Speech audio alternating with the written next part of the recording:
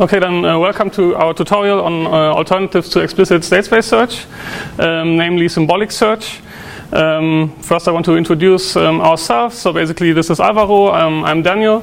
We are both working at the University of Saarland in Saarbrücken at the chair of Jörg Hoffmann, the Foundations of Artificial Intelligence. About you, or about what we wish you to be or to know. The target audience of this tutorial would be people that are familiar with classical planning formalisms like FDR, SAS+, familiar with planning as heuristic search, and one of the big issues that we are always facing when we solve planning problems via heuristic search, namely the state space explosion problem. One thing I really want to stress is if you have any questions, anything is unclear, something looks fishy on the slides, please don't hesitate to ask. The more interaction we have here, the more happy at least I will be, probably Álvaro too. I don't want this to be like a 90 minutes lecture where you all are sleeping or working on your laptops and I, well, keep talking all the time. So about this tutorial. We will basically, I mean, there have been many other tutorials on symbolic search in the past. If you attended other ICAPS or other conferences in the past, you probably know that. What we will focus on here is symbolic search algorithms. So basically symbolic breadth first search, uniform cost search, forward, backward, bidirectional, but also heuristic symbolic search. Which heuristics can you use and how does it work? So basically we've already managed to finish the first bullet point. Next I will going to explain to you what classical planning is, like the formalism, just as we are all starting from the same point. After that Álvaro will explain to you the symbolic representation of planning tasks. How can we achieve that? How do we represent states, actions, and the state space? Then I will explain to you how symbolic blind search works, also about heuristic search, and Álvaro is going to do the rest, namely abstraction heuristics for symbolic search, some implementation details that you might want to pay attention to really have an efficient search, and basically conclude. There will also be some open challenges in the conclusion, so if you feel like you're a bit out of research ideas, and maybe you find something in there. So what is planning? In classical planning, a planning task, a planning problem is represented by a set of state variables. Each of the variables can have has a finite domain, so we can assign values to this variable. Then a state in this planning task is basically a complete assignment to all variables.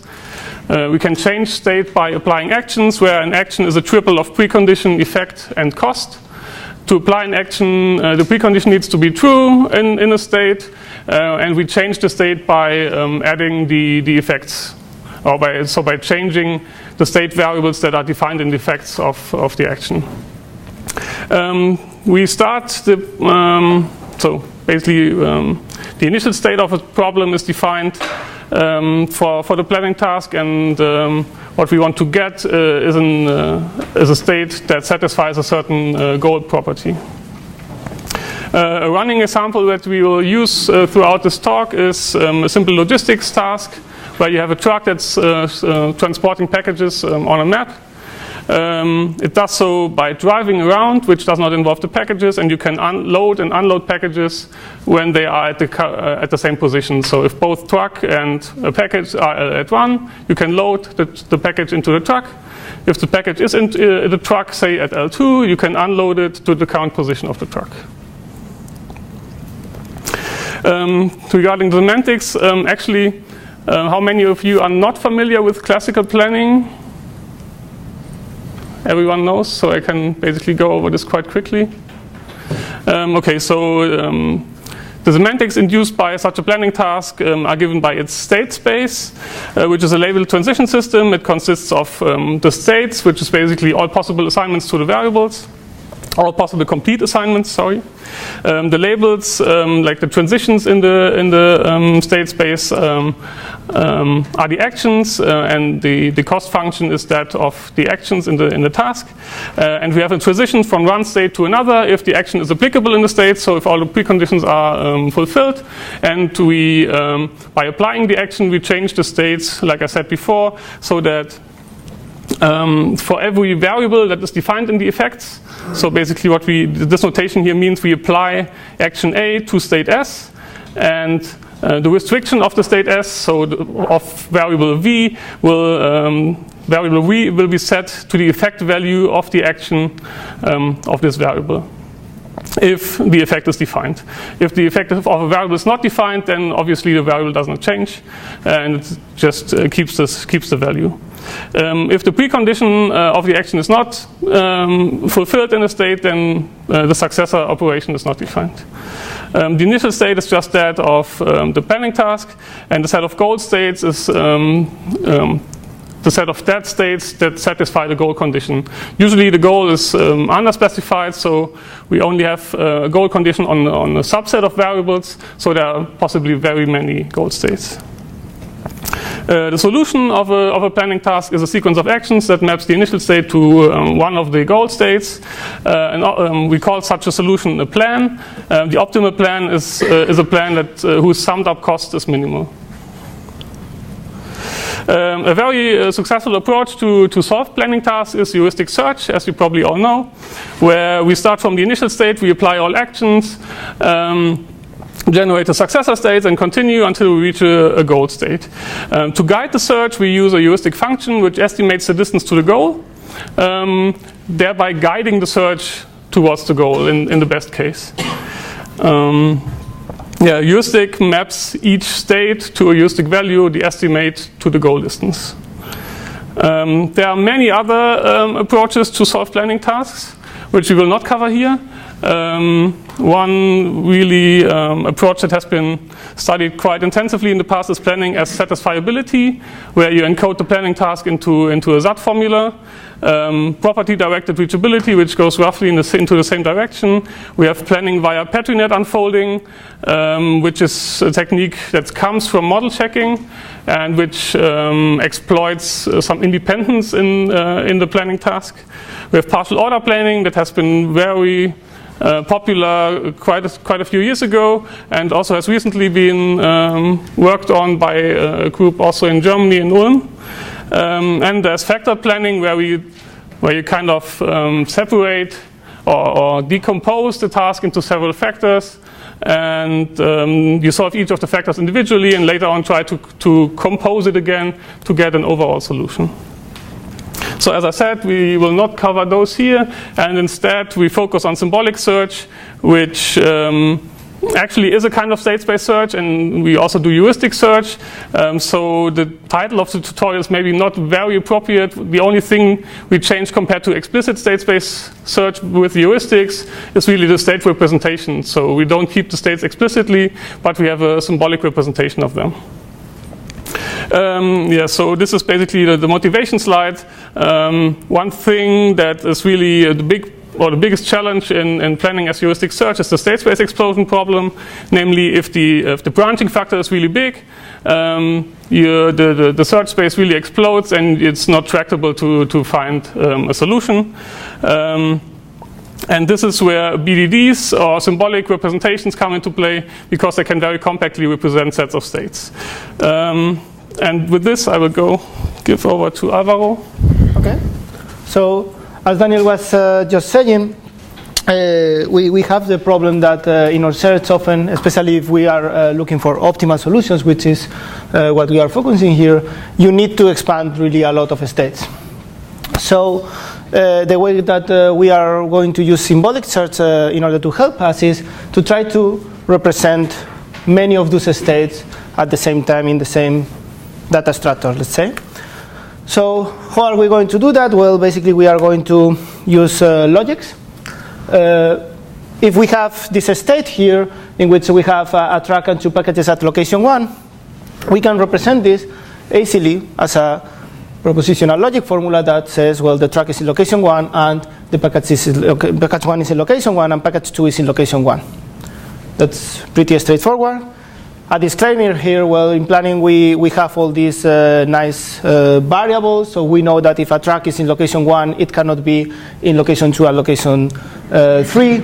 If we express this logic formula, this is not encoded by this formula. In this talk, in all the examples that we are going to show, we are going to assume that this knowledge is already encoded somewhere else, so we are not showing it in the slides. But the idea basically is that for each state we can represent this as the conjunction of the fats in the state. Now, if I have multiple states, I will have a bunch of conjunctions of fats. And now the question is how to represent these states all at the same time. Well, that's pretty straightforward. If we compute the disjunction of all these formulas, we are representing basically the set of the 4 states here. What does this mean? Basically is suppose that you get one state and you want to check whether it's on this set or not. All that you need to do is to go here at the formula, replace track at location 1 by true if the track is at location 1 in that state, and by false otherwise. Do the same for all the propositions, and then basically apply the AND and OR operations in the standard way, and then the result of the formula will be true if the state belongs to this set of states, and false otherwise. Now, if you just look at this, why this is any interesting? Well, this formula doesn't seem much concise than representing all the states one by one, right? However, by applying some logic operations, we can simplify this formula. And what this is doing basically is like taking advantage of the commonalities between all these states in the set. So we, for example, all these conjunctions of fats contain track in location 1, so we can get that out and just repeat that once. And then we can express a set of states as the track is in location 1, and the package 1 is in location 1 or location 2, and the package 2 is in location 1 or location 2. And intuitively, you will see that, well, if we are able to apply this reduction, we are representing many states in a much more concise formula. And well, basically, it's not only about representing set of states. Well, basically, we can represent the set of the empty set of states as the formula false, and the set of states that contains all the states in our planning task as the formula true. And intuitively, or for example, the sets of all the states in which the package, the track is at location 1, it's just represented by a single proposition. Intuitively, the set of all the states, or the set of all the states in which the track is at location 1, contain exponentially many states. However, if you will look at the logic representation, these are very easy to represent. And that's what we are going to take advantage of later in the symbolic search. And the point is, this logic representation is not only giving us an efficient way to represent set of states, but also an efficient way to operate with set of states.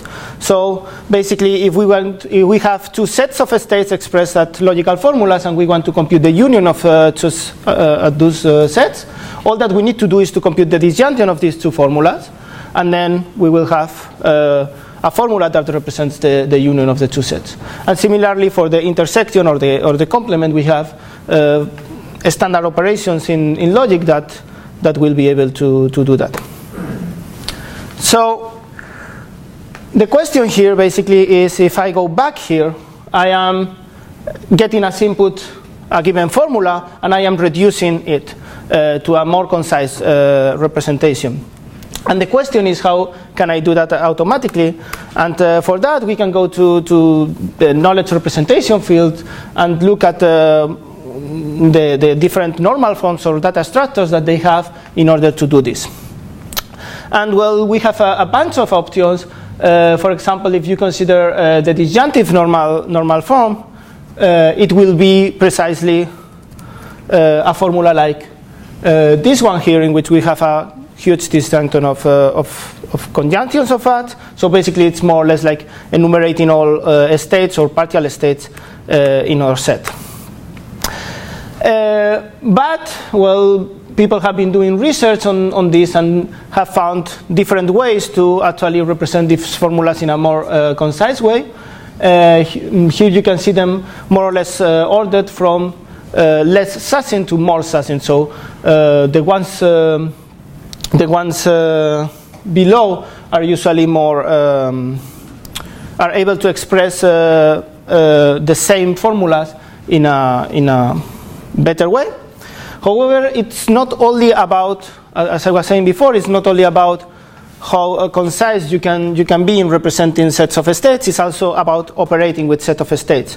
So what matters to us a lot in order to choose one of these representations is what's the complexity of the operations involving the manipulations of set of states. And well, you can see here all the theoretical results that have been derived.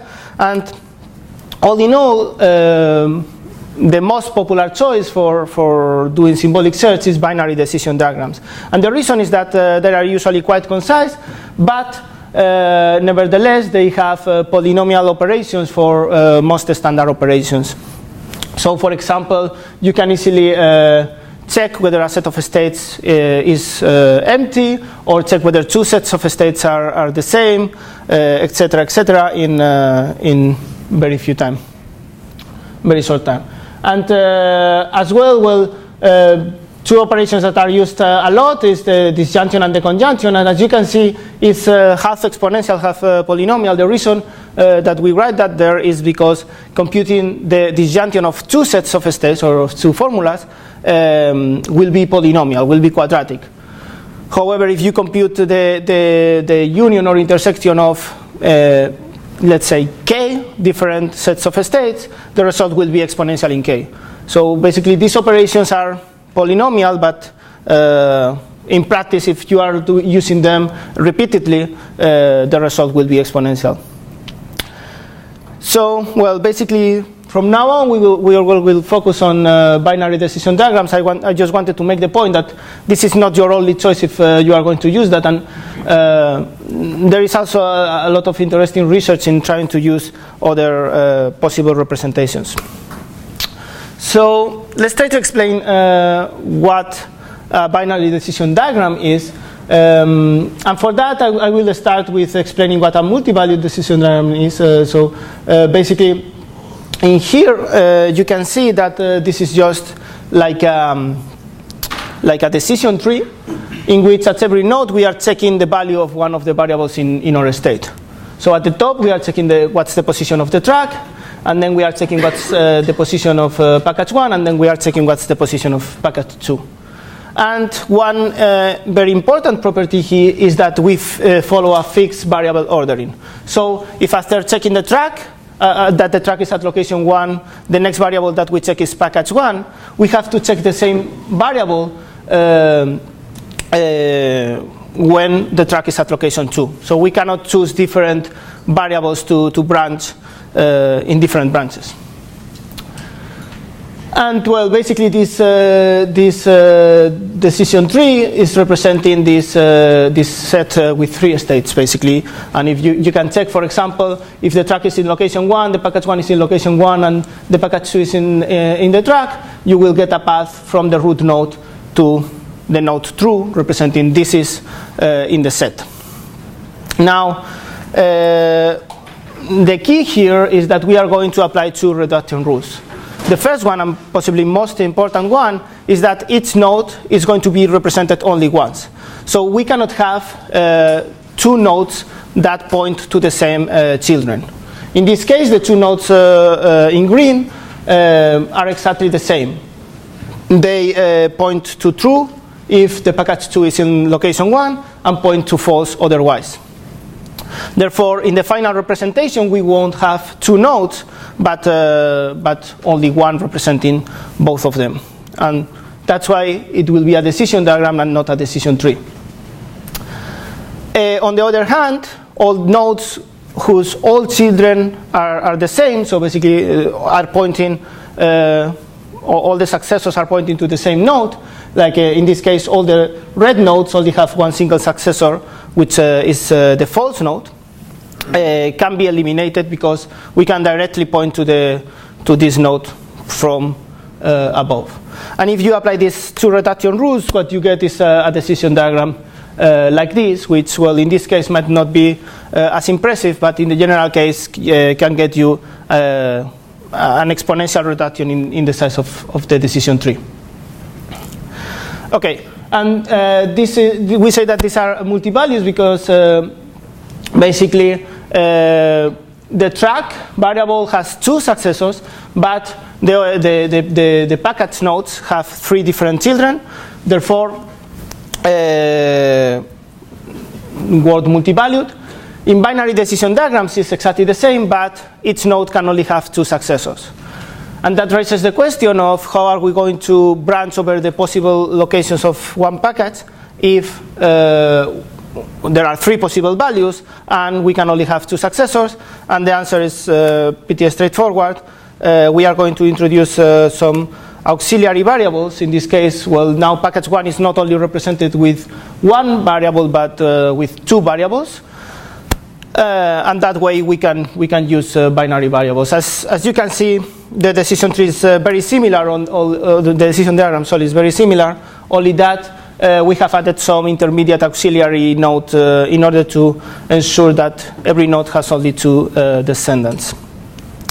The reason why we do this is, well, if you have only two descendants, then the size of each node is constant and is known in advance, and that allows for more efficient low-level operations in the code. So basically, if you have a C data structure that is representing those nodes, well, you don't need to have an array. You can just have two different pointers. And that's basically the only reason, or the main reason why binary decision diagrams are preferred over other diagrams that otherwise would be a bit more natural for representing planning tasks.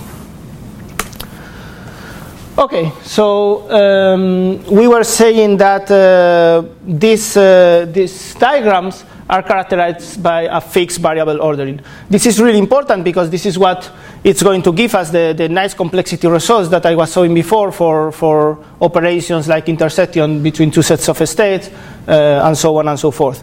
If you would have different variables ordering, you wouldn't have this. So the choice of this variable ordering is really important. So once that you choose a variable ordering, the representation of a function is unique. So basically, if I have this function here, x1 is different than a1, or x2 is different than a2, and so on and so forth. If I choose the variable ordering x1, x2, x3, y1, y2, y3, I will get the BDD on the right, or on your left, which has exponential side. And as I'm saying, this is the decision diagram with these reduction rules is always determined by the formula or the set of states that it's representing and the variable ordering. So the choice of variable ordering, as you can see, is quite important because if we choose one, we can get a decision diagram that is exponential.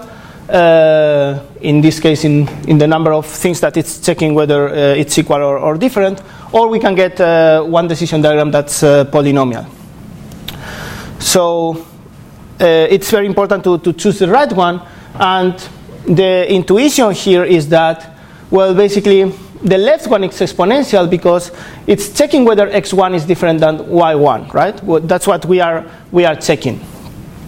In this side, we are directly comparing y1 and x1 in this part above, and we can forget about whether x1 and y1 were true or false, because all we care is about whether they were equal or different. And that means that we only have two possibilities: either they were different or they were equal. Oh, sorry, whether they were different or they were equal. In this other tree here, we check the value of x1, and we must remember the value of x1 until we check what's the value of y1. Because we need to check whether x1 and y1 are equal or different. We need to remember this value of x1, and therefore we get a duplicate tree. A duplicate tree for x2 and x3, and basically that's the reason why this tree is exponential here, because it must remember the value of all variables xi until it starts checking the values in y. In other words, intuitively, what we want in a BDD is to place variables that are related as close as possible in the variable ordering in order to reduce the size. And basically, that's one of the strategies that we are using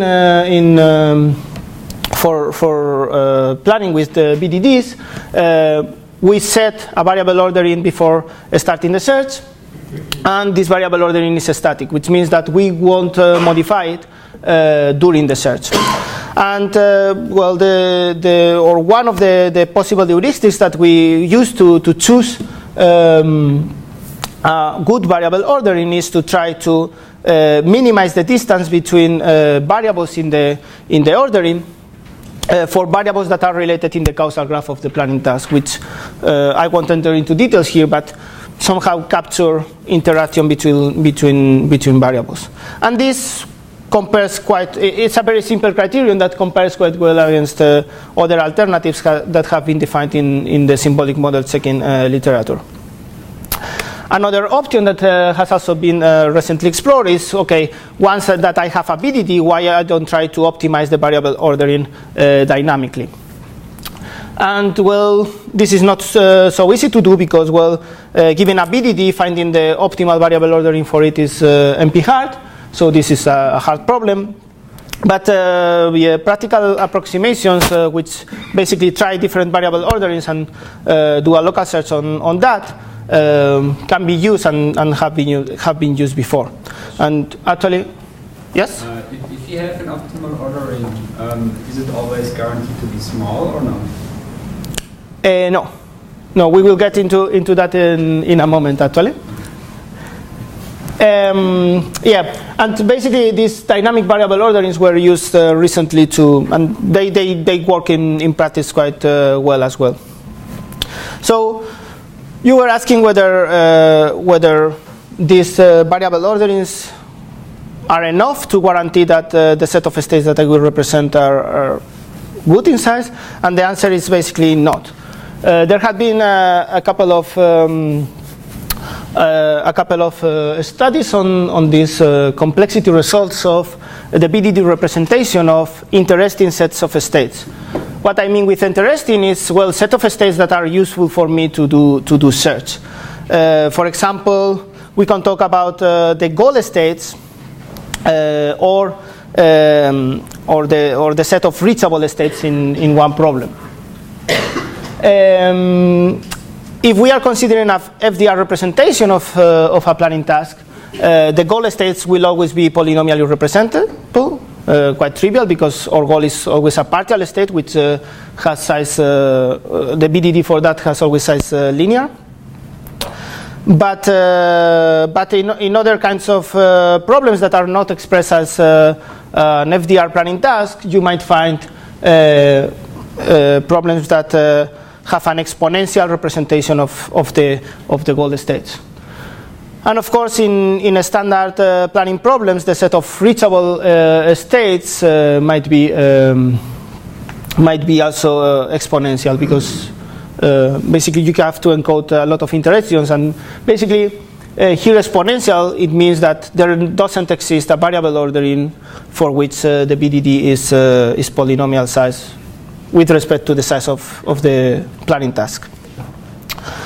And more recently, there has been also another study that tried to, okay, if my causal graph is simple, so basically if I have little or very particular interaction in between the variables, as we will see in the next tutorial by Daniel, can we have some nice guarantees for some variable orderings in the size, and well, the answer was mostly negative. For most of the standard causal graph structures, they show that the variable orderings are not giving you polynomial guarantees for the sets of reachable states, which is not strange because, well, we are dealing with a p-space complete problem in planning, so it is expected that we are going to have a blow up somewhere, right? So, okay, so up to here we have seen how to represent set of states.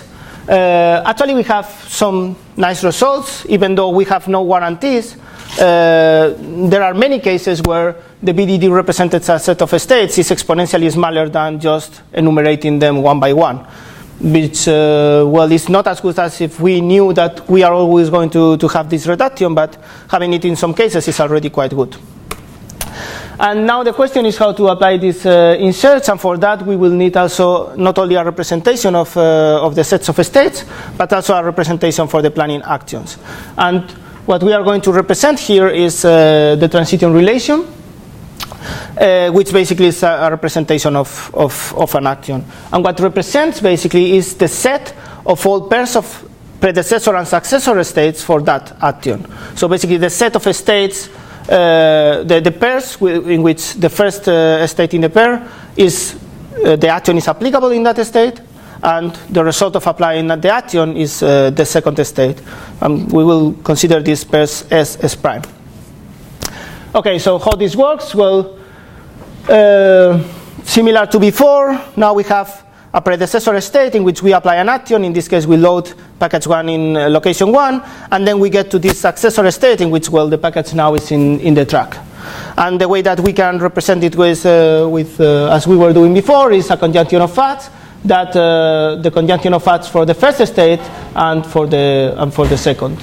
And of course, we are representing this in terms of difference variables, so we use prime in order to refer to the successor state. Now, this action is not only applicable in one state, it's applicable in different states. For example, we can change the location of package 2 and still load package 1. And basically, these are all the states in which the action is applicable and the corresponding result. So, similar as before, we can try to reduce this formula, and what we get is quite simple. So basically, first we will have the preconditions of the action, because of course we know that these preconditions are always true in any state in which we can apply the action. Then we have the effect of the action, because we know that in every possible successor state this effect will be true. And as well, we have the prevails, which are basically the preconditions that don't appear in the effect. So in this case, the track must be in the location 1 in order to apply the action, and we don't modify the location of the track when applying the action, so we know that the track must be at location 1 after applying the action. And apart from that, we have one expression that says that everything else remains as it was.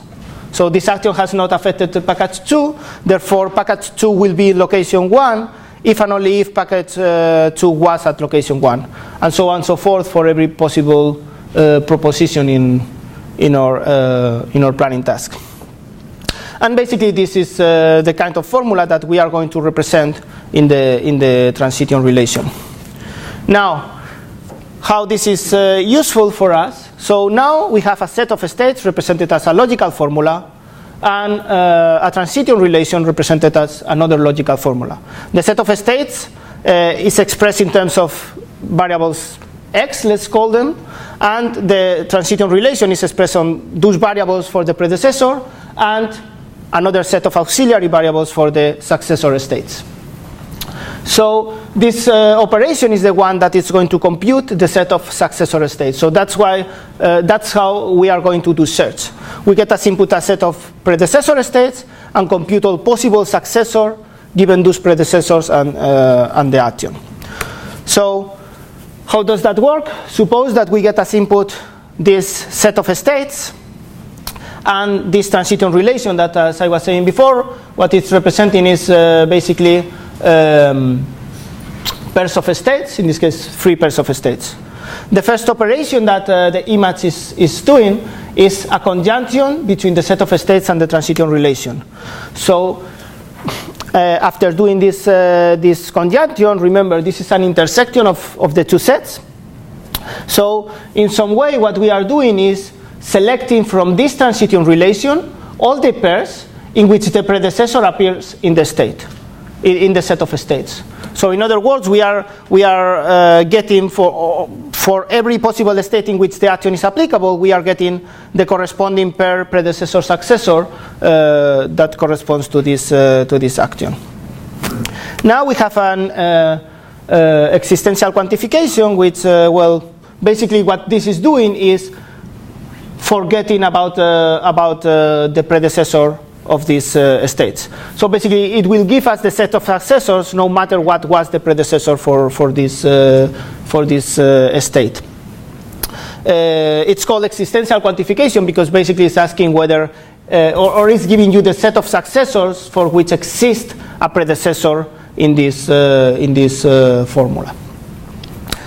And after that, basically we got the result that we wanted. So we have selected the pairs and we have forget about the predecessor. So this is basically our set of successors, but we have it expressed in terms of the auxiliary prime variables. So all that we need is to apply a swap operation, which basically what's doing is expressing the same result in terms of the standard variables that we are using to represent sets of states. Why is the last row not in the final result? This is where the truck is at location 1, package 1 in truck, and package 2 in location 3? Yes, so this one is not here because from your set of states that you had reached so far, this state is not there. Oh. So basically that's precisely what we are achieving with this conjunction, is basically filtering for all these pairs of states. I only get the ones for which the predecessor states has already been reached.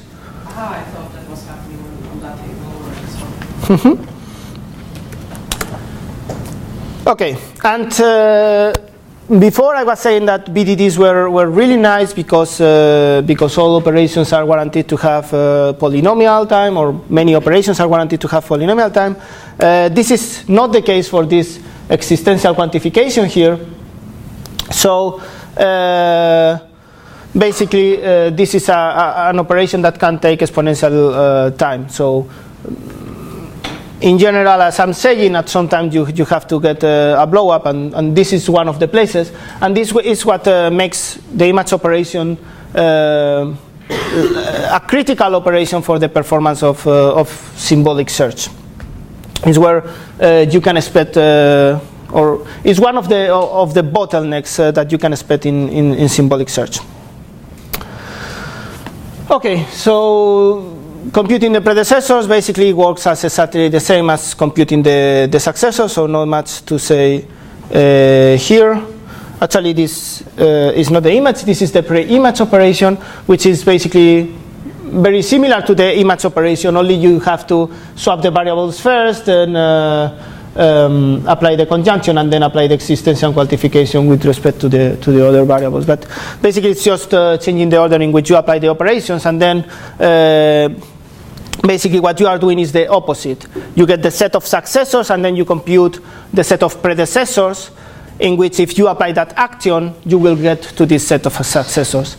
And this is useful because, well, it corresponds to regression, and this is what we are going to do in order to do backward search. So if we apply, for example, this to the set of goal states, you will obtain the set of states that can reach the goal by applying this action.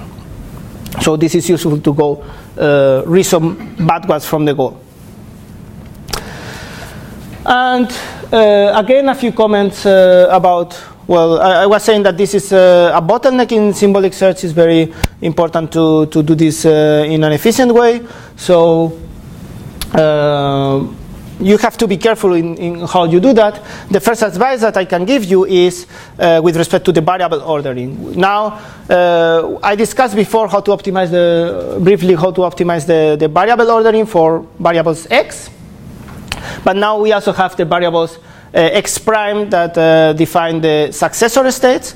And what you should do is to put always those together.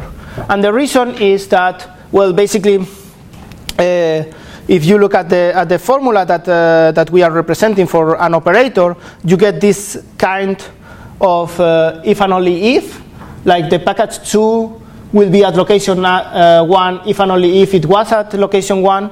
And this basically works as the same as the example that I was showing before for exponential and polynomial ordering. You should really put these two together in order to get a concise representation.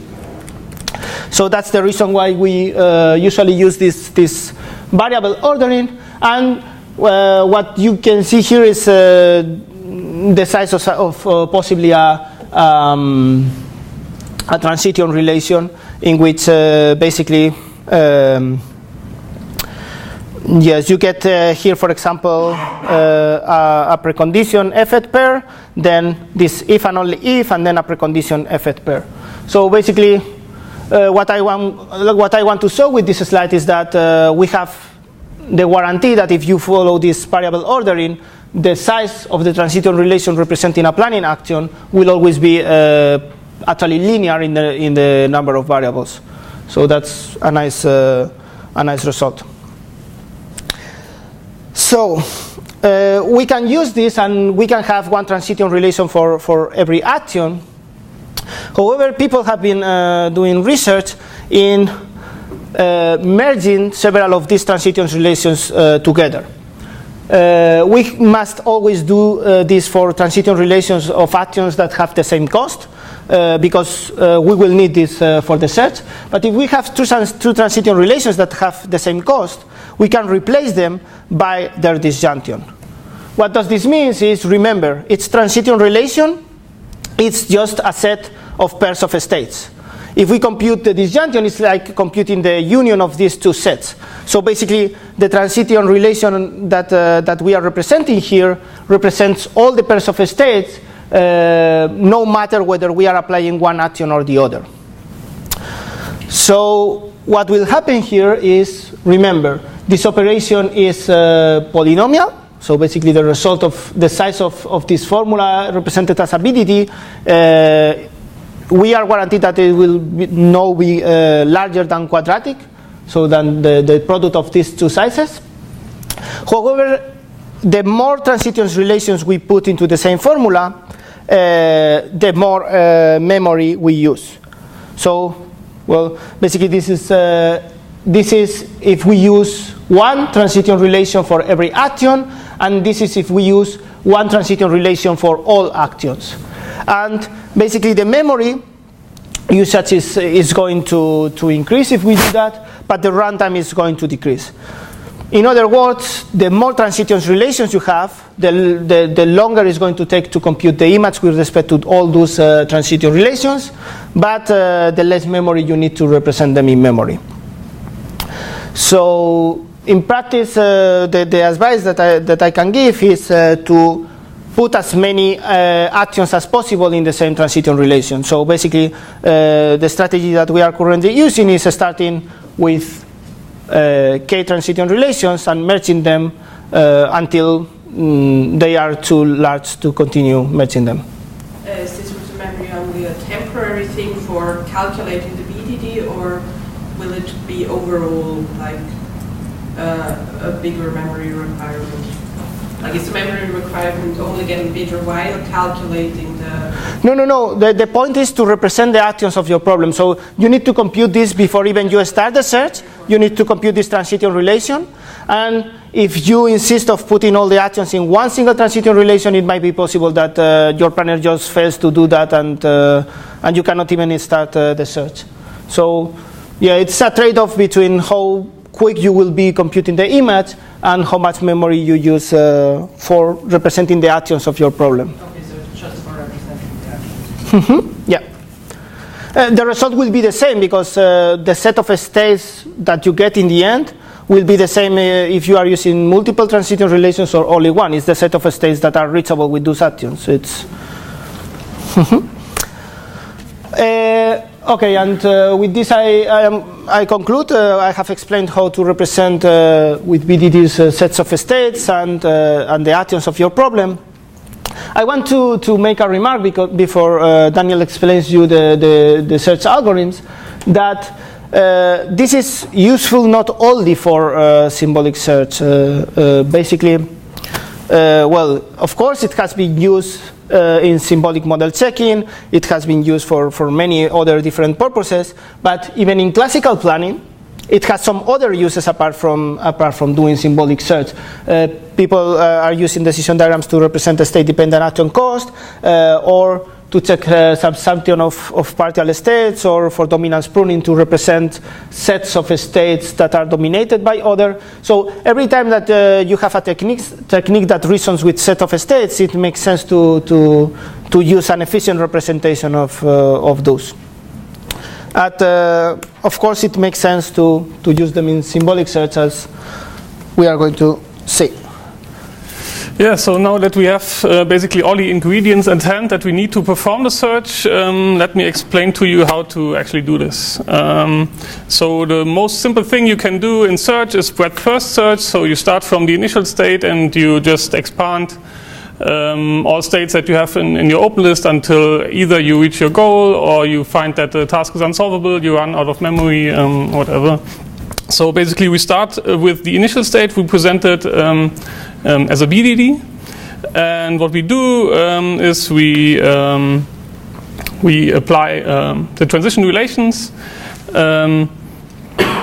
So basically that's what we do. That's what we do here. We apply the image of the set of the initial state, of the set of states that represents the initial state, which is one state, obviously. We apply the image and store the image in the next layer, so the next set of states. Basically, we start with 0 here, so layer 0 only contains the initial state. We apply the image and go to the next layer, the next set of states, which is all successors of the initial state. Having this set of states as one here, basically this also still contains the initial state, so we remove that. We continue basically with this layer 1. We're not talking about cost here, sorry. We continue, we apply the image operation to the set of states, and again we get the set of all successor states as 2. We continue until at some point we will see that our set of states in the count layer has overlaps with the set of all goal states. So that's basically up here, ST. In the algorithm we are now in this line here. Once we are there, what we can do is we compute the plan.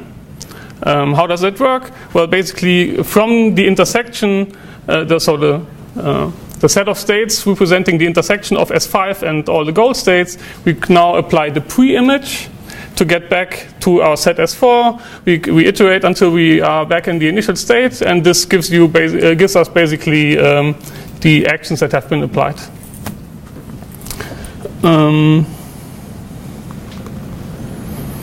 Yeah, it's as easy as that. I guess there are no questions. The next natural thing that comes into mind is also if we want to guarantee optimality, we need to somehow incorporate the action cost. To do this, again, we start with the initial state. We apply the image, but only using the transition relation that represents all 0 cost actions. So this is basically up here. We start with a G value of 0. We apply the transition relation of all 0 cost actions, and basically by this we extend the set of states that we have in cost layer 0, in G0.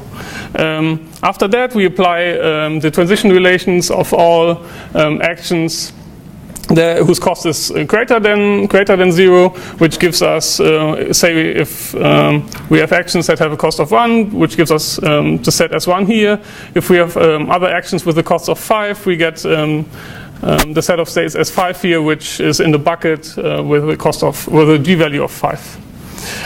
Basically, we iterate again. So now that we have expanded all states with a g of 0, we continue and go to the bucket of cost 1 states. Again, we apply first all 0 cost actions to that state, extending it, and after that we apply the transition relations of all non-zero cost actions. Again, as before, once we have a set of states that also includes some goal states, we can stop and reconstruct a plan. Obviously, if we care about optimality, we cannot stop at the first point where we reach such a set of states. Imagine we have an overlap in S5 here with so S5 contains a goal state. Obviously, we before stopping, we need to expand all sets of states whose g value is smaller than 4 to be able to guarantee optimality. Another thing that comes into mind that has also been used in planning for quite a while is regression search, so backwards from the goal. Here we start with the set of all goal states and compute the pre-image instead of the image operation. However, there are some challenges, some problems that we are facing, which are really more important in explicit search, namely that we have multiple goal states. So since the goal is really under constrained, there are many states that satisfy the goal condition. And we have a subsumption of partial states. So if, say, in explicit search, we start from a partial goal state and do backward search, it can happen that we have, all these states are not full assignments to our variables, but only partial assignments. And now it can happen that we have two states, and one dominates the other in that it has values for all the variables of this one state and some others. And this is really an issue if you do explicit backward search. But isn't this a benefit for the BDD as a language? Yeah, that's the point. So in explicit search, that's a big issue. That's not the case in symbolic search. You're definitely right. For the symbolic search, that doesn't really matter. Since we search with sets of states anyway, we can easily represent the set of all goal states, and the subsumption is also not an issue. What is an issue actually are spurious states, so states that are not reachable from the initial state, but this can be partially solved with invariant pruning. So for example, you can compute this by H2 mutexes. So if you have mutex relations between the variable values or facts, you represent those mutexes also as a BDD, and basically remove all such mutex states first from the goal. So the set of all goal states represented as a BDD, and also from your transition relations. And this guarantees you that during the search you will not generate any or no set of states that you generate contains any spurious states that violate these mutexes. Here's some experimental results. On the left-hand side, you see a scatter plot showing symbolic forward search against explicit forward search. And on the right-hand side, it's the same for backward search. And so just a brief explanation. Everything above the diagonal is good for symbolic search. So symbolic search is faster. On the axis, you see runtime. Basically, so there's a couple of observations. In general, symbolic search works really quite well, which you see here. All these instances have been solved by symbolic search, but not by explicit search. You also see quite an overhead here, which is all below 100 seconds, roughly. So these instances here below the diagonal are basically instances where the initialization of the BDD library plus the initialization of the transition relation really takes a lot of time. Obviously, there are also some outliers where just forward explicit search is better. I mean, those cases definitely exist. In the backward search, the picture is even better for symbolic search for the reasons that I just pointed out. Search over partial states is just more tricky and more difficult if you do it with explicit states compared to symbolic states. Okay, so now that we have symbolic forward and symbolic backward search, a natural thing to do is just combine the two and do bidirectional uniform cost search with BDDs. Basically, you just start from the set of, from the initial state and from the set of goal states and search into into the two directions until you meet somewhere in the middle. Again, forward search, you apply the image operation of all zero cost actions to your initial state. You apply the image operation using all transitions relations with non-zero cost actions. You do the same from the set of all goal states until you find a solution, where a solution basically means we have an intersection between forward sets and backward sets, which here is the two S5 states. This intersection obviously can be computed really efficiently. It's just really the intersection operation of these two sets, which we, as we have heard before, is really efficiently doable with BDDs.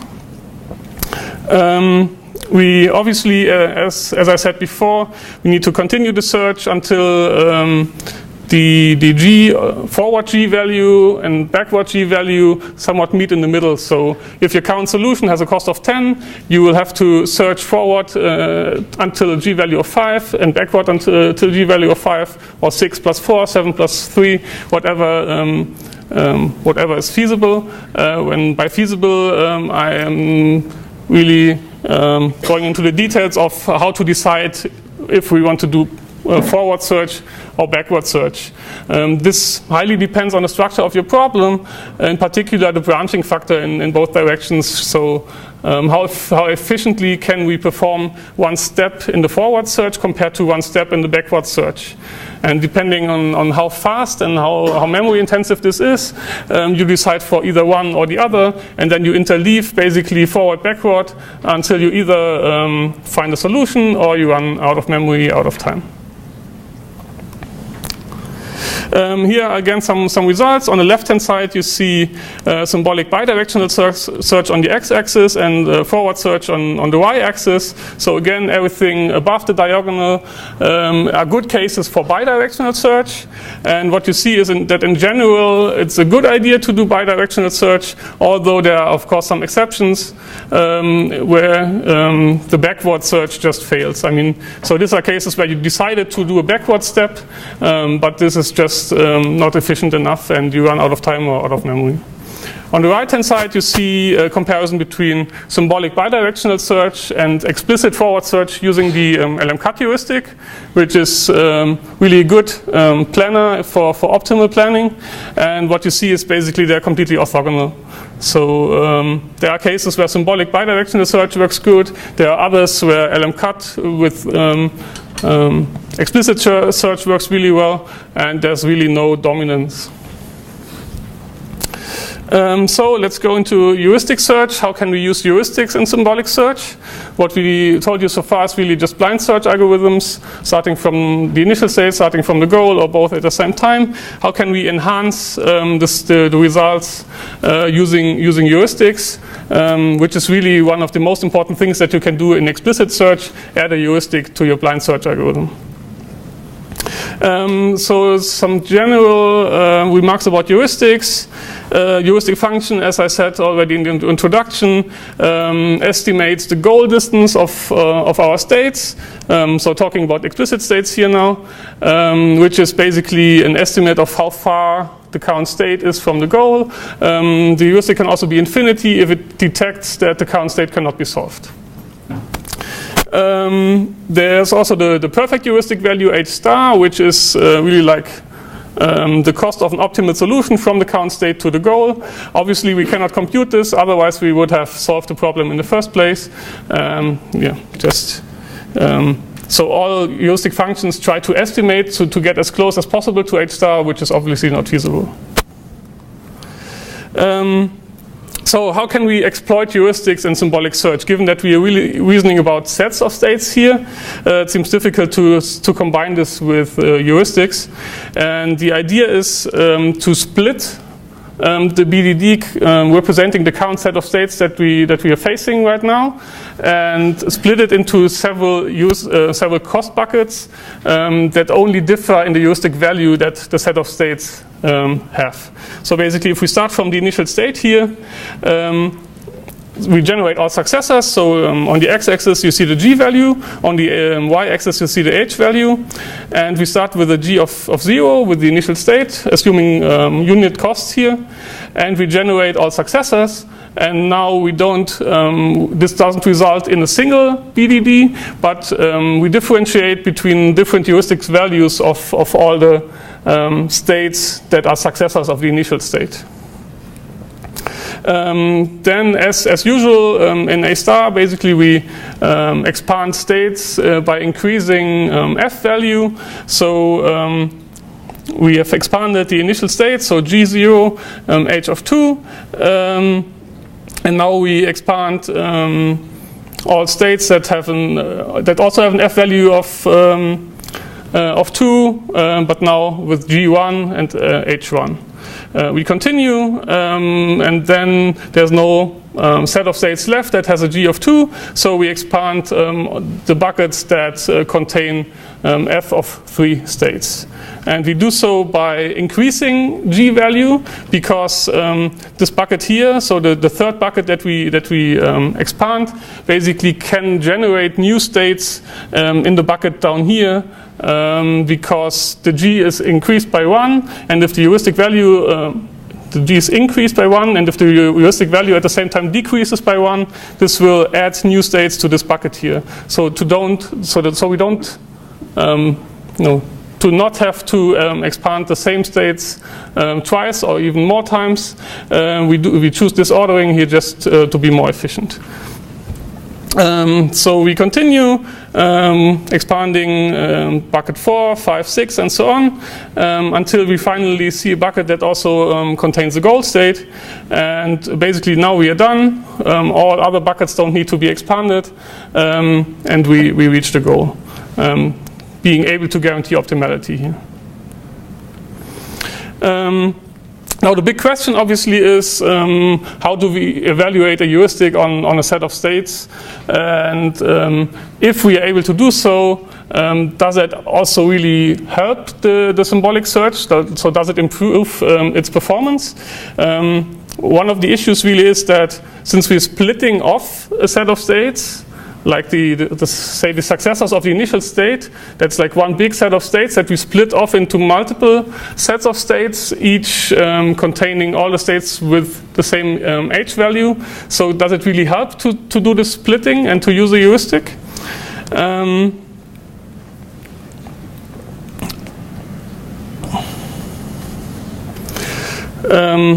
Okay, basically Álvaro will tell you about this.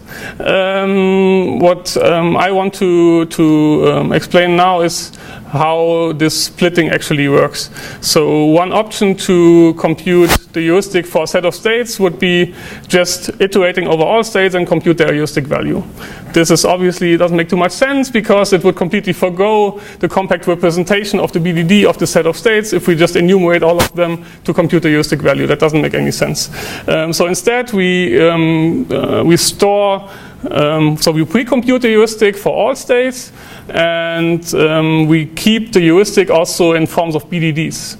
So basically we have a BDD that stores all states with a heuristic value of 0, of 1, of 2, and so on. Now if we have a new set of states, like generated by expanding a set of states in the search, so let's call this set of states S, we split it according to the h value of all states contained in the set. So having S here, we do the intersection with all states that have a heuristic value of 0, of 1, of 2, of 3, and so on, resulting in sets of states that are really sorted by their heuristic value. So in each of the buckets we have the part of the states in S that has a heuristic value of 0 here, of 1 here, and so on. The question that remains is how can we efficiently compute this heuristic for such big sets of states?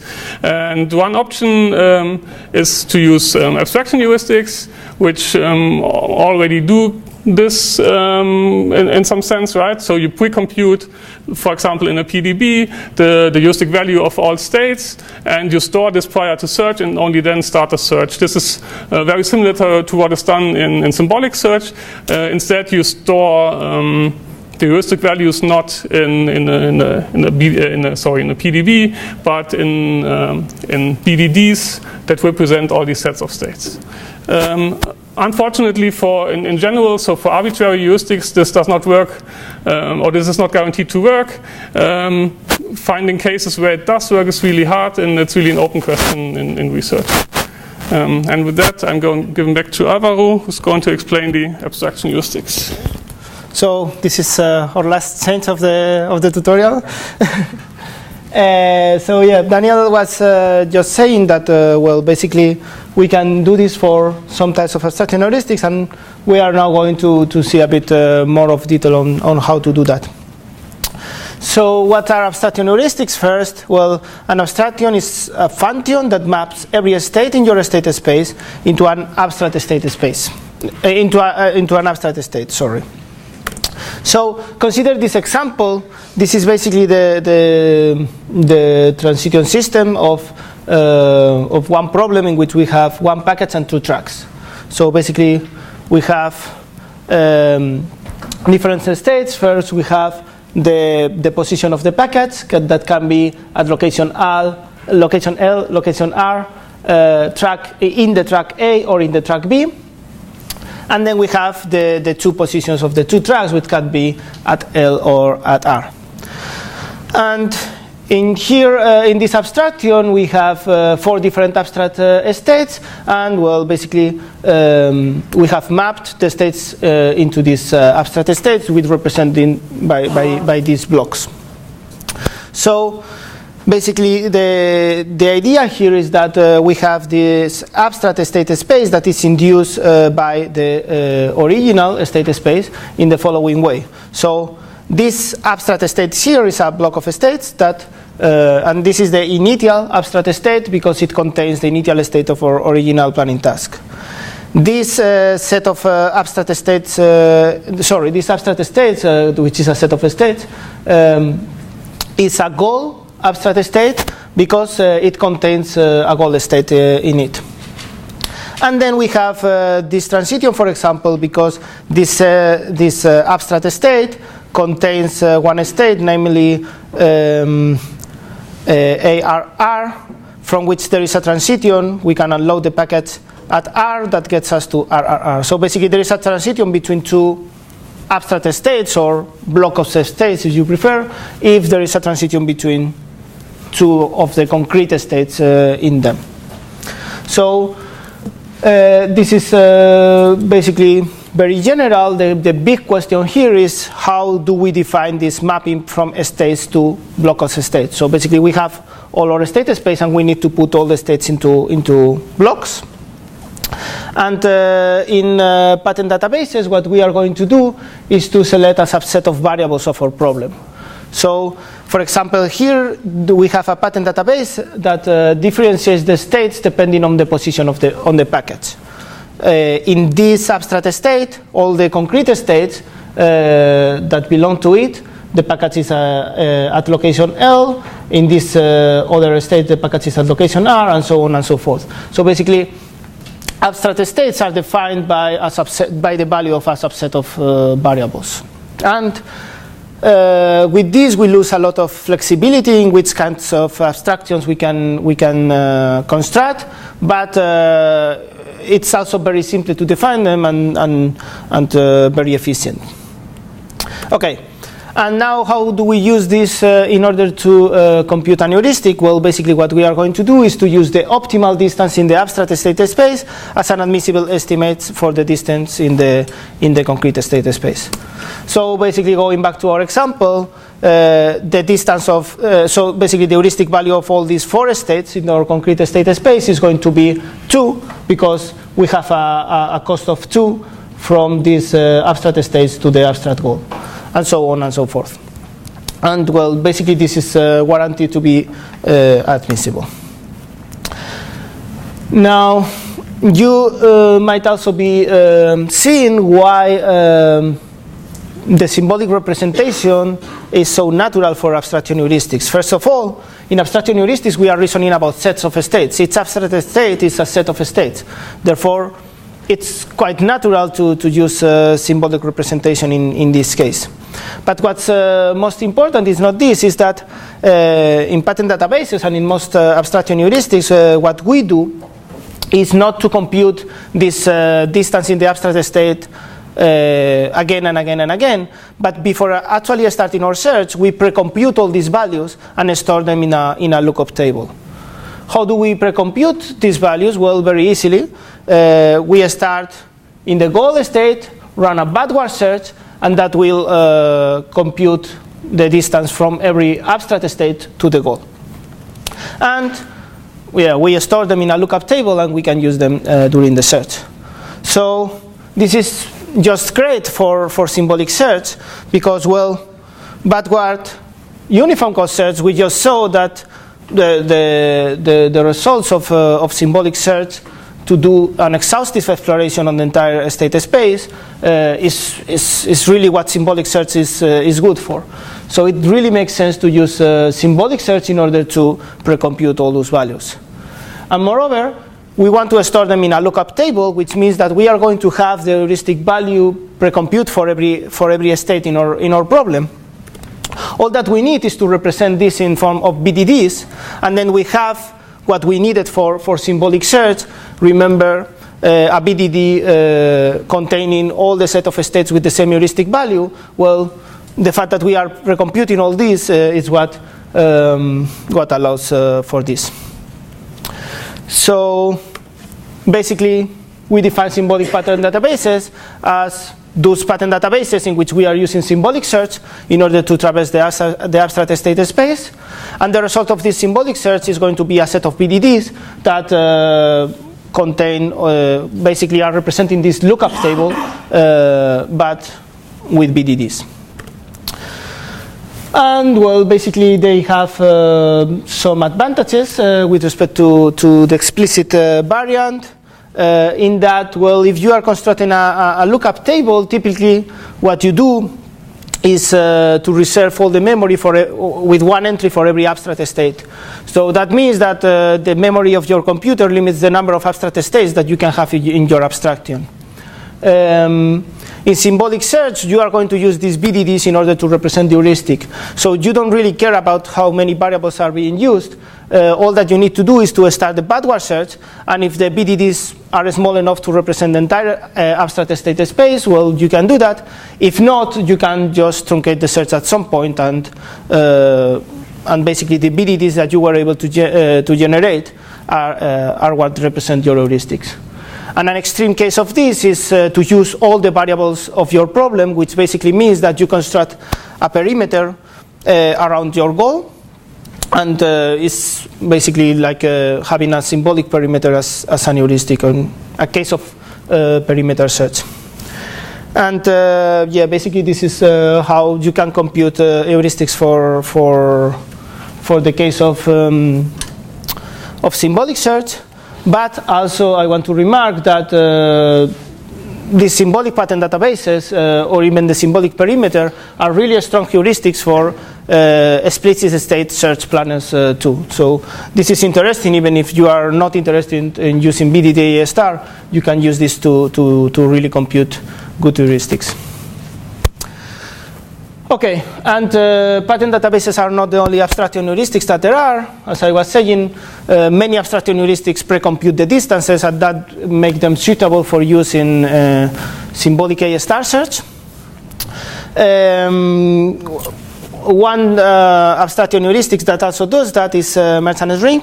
I'm not going to go into all the details of the Merchant's ring heuristic, just a brief intuition about that. Basically, what Merchant's ring does is to start considering all the variables of the problem one by one. So it basically has one different transition system for every variable. And then it has two different operations. First, it's going to merge two of these into a single transition system. So now we have a transition system that considers the track and package one at the same time. But of course, these transition systems are going to grow up exponentially in the number of variables that we are merging. So we need to reduce their size by applying further abstraction.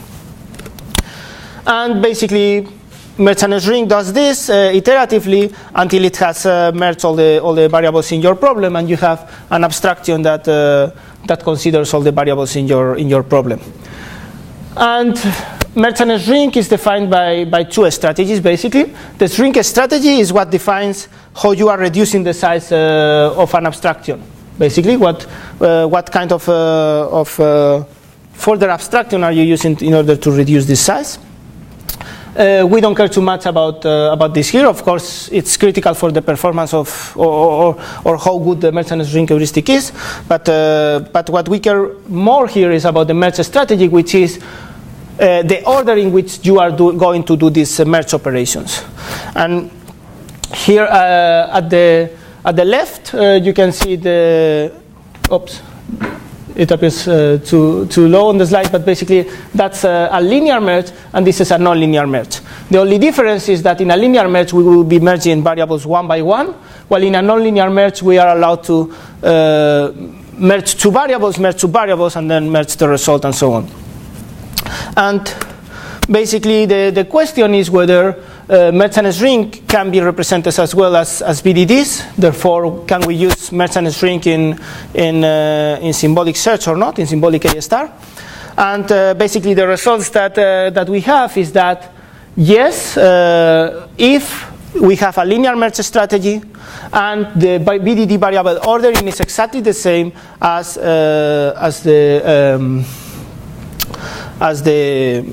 the merge ordering.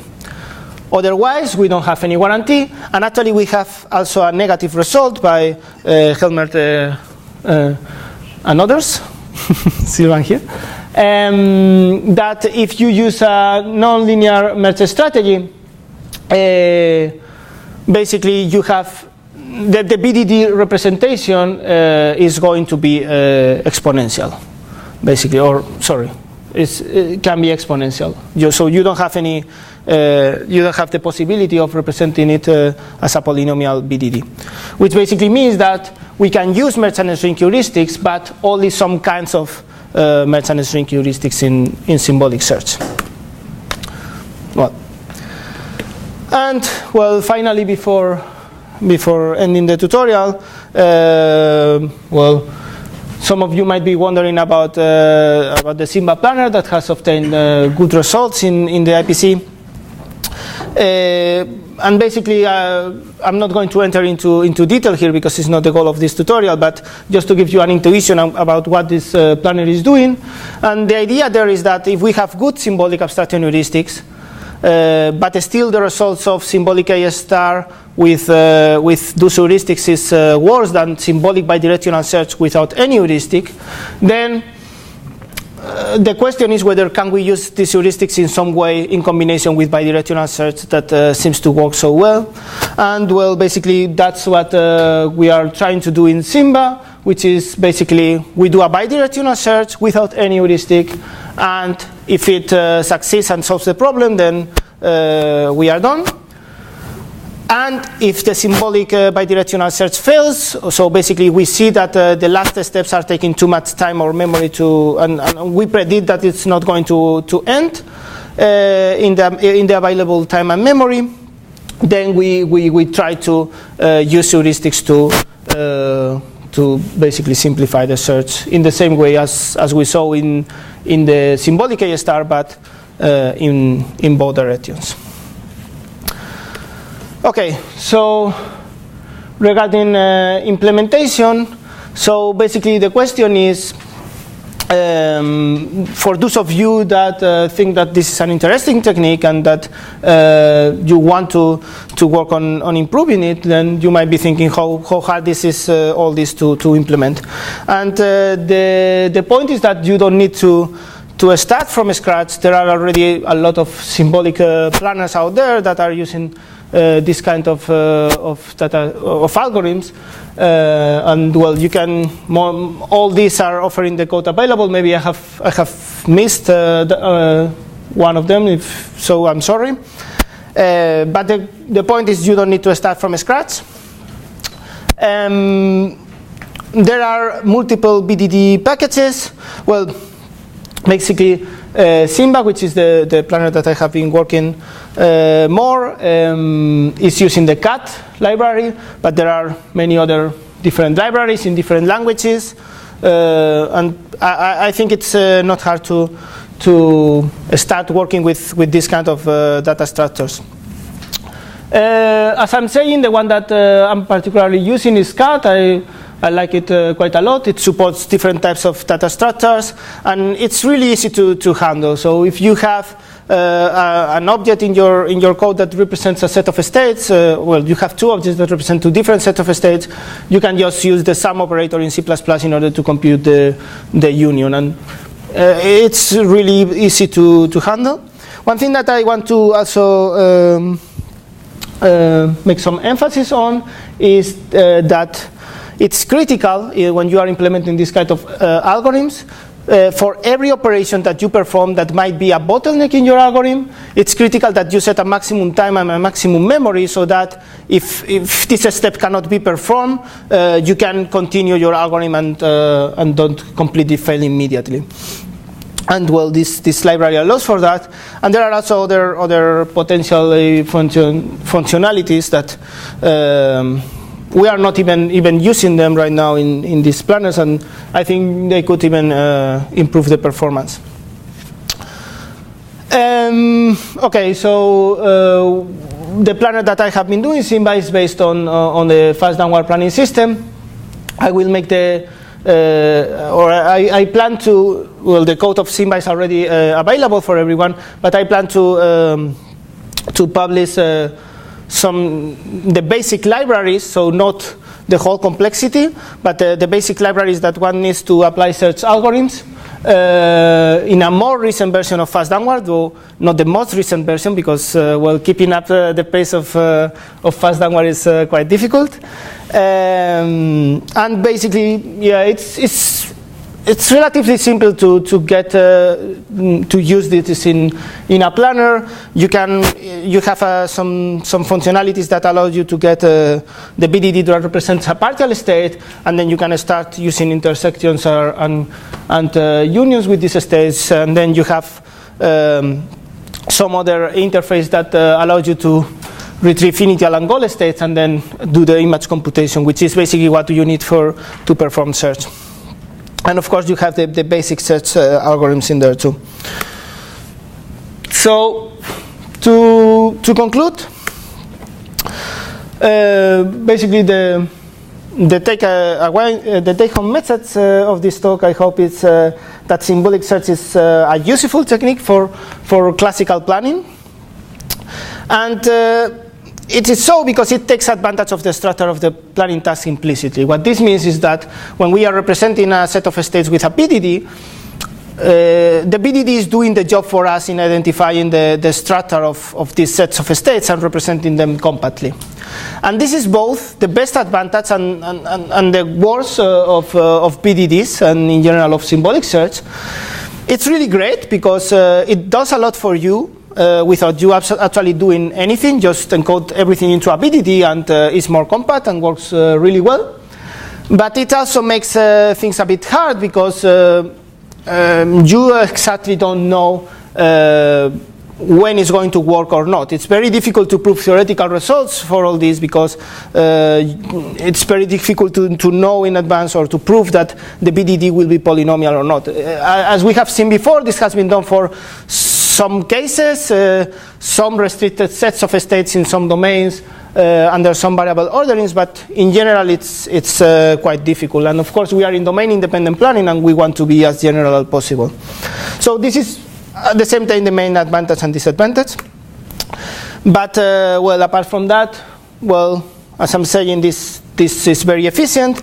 Another disadvantage is that, as we have seen, heuristics are not straightforward applicable, because heuristics are designed to evaluate one state, and in symbolic search what we need is to split a set of states.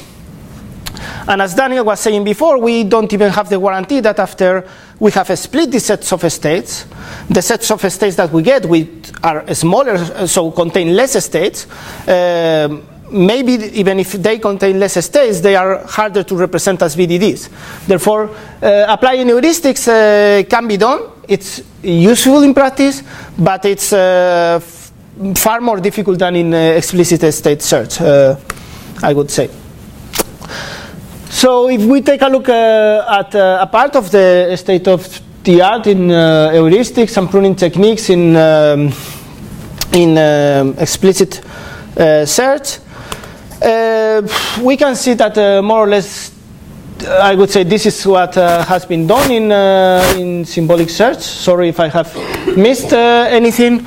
But basically is we have several algorithms. We can do forward and backward search bidirectional. We can use A star and uniform cost.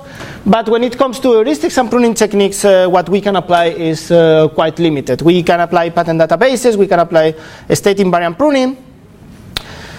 Some restricted version of merchant string, and also of Hmax or HM, but quite restricted, I would say. And if we apply several heuristics, for example, the Simba planner does it, and it's taking the maximum of all those heuristics. And of course, in explicit search, we have much more heuristics, better ways to combine them, more pruning techniques. And I'm showing this because I think that there is a lot of open questions that we don't know. And basically, the question is, can these techniques be applicable in symbolic search? If you can show that they are, great. If not, maybe you can show a negative result that they cannot be applied for some reason. I think it's pretty interesting. And the other way around, in symbolic search, what we have is bidirectional search, which, well, it's working quite well and has not been used in explicit search. So that might also be interesting. And some people are working hard in bidirectional search algorithms, so it makes sense. So yeah, as I'm saying, there are many different open questions. We are using BDDs, but as I said, there are many different things that you could be using instead. There are some works in symbolic method checking that try to do a BDD minimization or BDD partitioning in order to do more efficient exploration. Maybe those could be brought to symbolic planners as well. And well, I have been working in optimizing the image operation. Other people have been working on optimizing the BDD variable orderings. In general, a lot of symbolic search is about getting things to be efficient. So it makes sense to study all these operations and try to come up with better strategies to do them. And of course, as I said before, I have found several cases where BDDs are useful to represent sets of states, even if you are not using symbolic search. So that might be also something that might be useful for you if you are working on classical planning. And well, and with some acknowledgements, well, you see which basically I used some of his slides or read on some of his slides for the symbolic representation explanation, and of course Stefan and Peter Kisman, which introduced me to all these symbolic search techniques, and also Vidal, Carlos, and Daniel would have been working with me in improving the BDD algorithms. So that's it.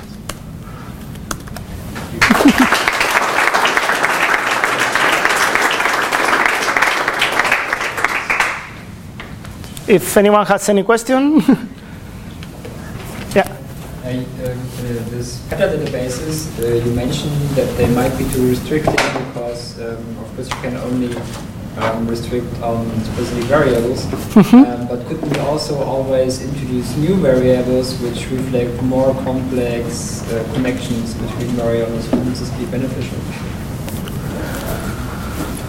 Well, there's a... Like a new auxiliary variable, and this is the meaning of this auxiliary variable is okay, it's either this or this or this. And then you can make your pattern based on the new auxiliary variable.